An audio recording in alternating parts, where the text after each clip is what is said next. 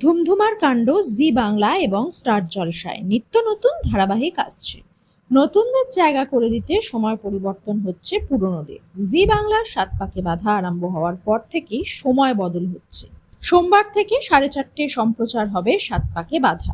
দুলারের জন্য আবার নির্বাসনে যেতে হলো ধারাবাহিকটিকে, জানিয়ে ক্ষোভ তৈরি হয়েছে দর্শকদের মধ্যে।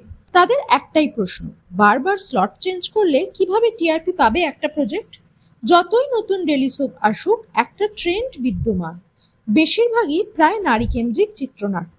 প্রধান অভিনেতা অভিনেত্রীর অমতে বিয়ে হচ্ছে, অথবা তাদের প্রেম মেনে নিচ্ছে না পরিবার। এভাবেই এগোয় চিত্রনাট্য।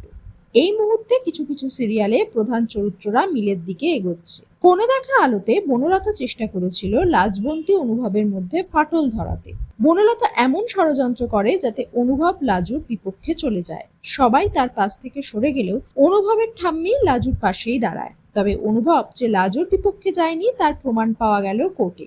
সে জানায় লাজুর কোনো অন্যায় নেই, সব দোষ বনলতার। এরপর কি হবে? স্টার জলসাতেও মিলের দিকে কিছু প্রজেক্ট। নতুন শুরু হয়েছে প্রতিজ্ঞা।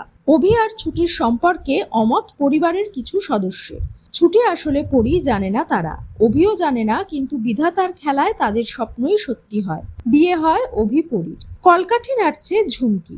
লোভের বশে সে বলছে সেই নাকি পরি। পরির জন্মদাগও মুছে দেয়। এবার সে আরো বড় চক্রান্ত করে। অভির ঠাম্মিকে কুপরামর্শ দেয়।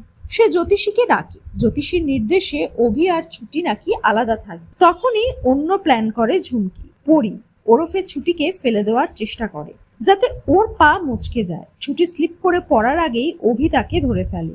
তখনই অজান্তে ছুটির ঠোঁট ছুঁয়ে যায় অভির গালে। দূরে যাওয়ার বদলে আরো কাছাকাছি চলে আসে তারা।